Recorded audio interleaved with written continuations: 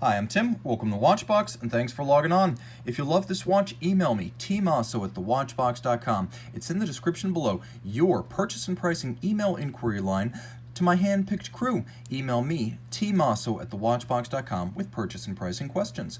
And today we are discussing the Rolex Oyster Perpetual Milgauss, reference 116400, launched in 2007, discontinued after 2013.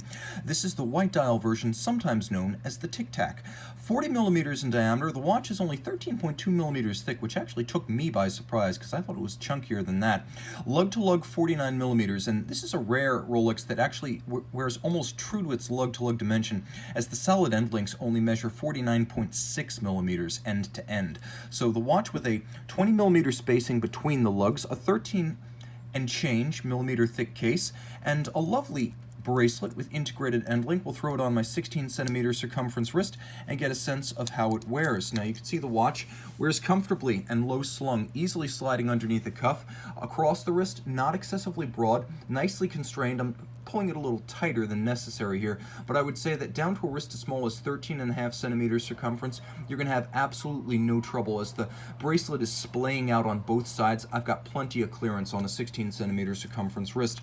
The bracelet is the Rolex Oyster bracelet. As you can see, 3 links, polished centers, polished faces, satin shoulders, removable links, fixed by screws on both sides, plenty of gaps on the underside to avoid pinching skin or pulling hair, and there is a polished clasp internal, which usually denotes a flagship or premium Rolex model.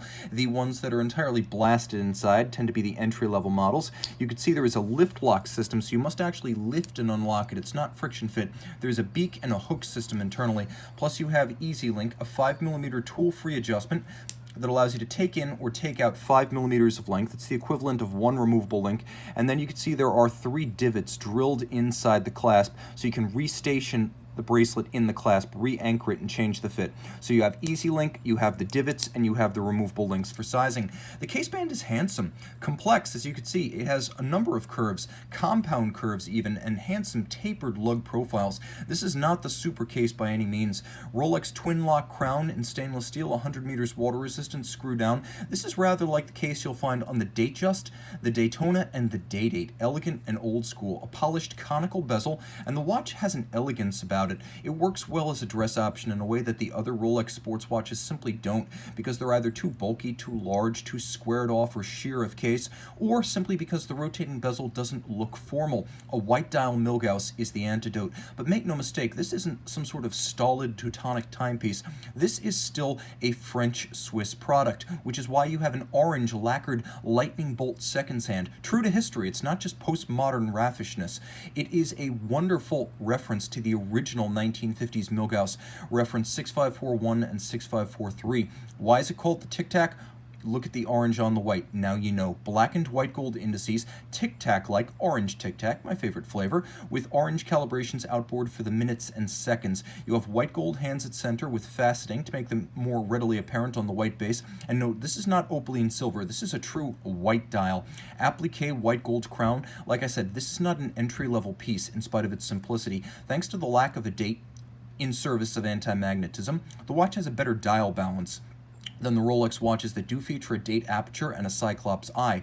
Now, there is a soft iron cage around the movement, as with the original Milgauss, literally 1,000 Gauss, or the equivalent of 80,000 ampere per meter, but I suspect the watch is more capable than that, as the movement inside the case features both that soft iron cage completely encompassing the movement. That's why there's no cutaway for a date. It would compromise the antimagnetism, and it wraps, as paramagnetic material, it wraps the field lines around rather than allowing them to go through the movement. But there's also a blue oxidized niobium zirconium hairspring that makes the watch doubly antimagnetic. I suspect Milgauss is a minimum, not a maximum.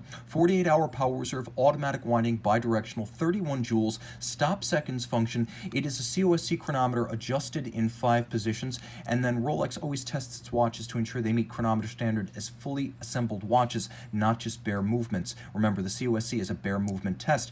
The watch features a full balance bridge and a free-sprung index for shock resistance, and it uses an overcoil hairspring, a Breguet overcoil hairspring made by hand, to allow it to keep excellent time in any orientation with respect to gravity on the wrist or on your dresser at night.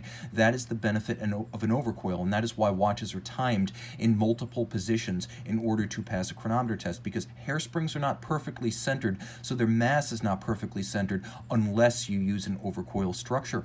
The watch, of course, shock resistant, anti-magnetic, and water resistant, works just as well as a sports watch, but let's call this the most dress appropriate of the hardcore Rolex technical products. Email tmosso at thewatchbox.com for purchase and pricing details.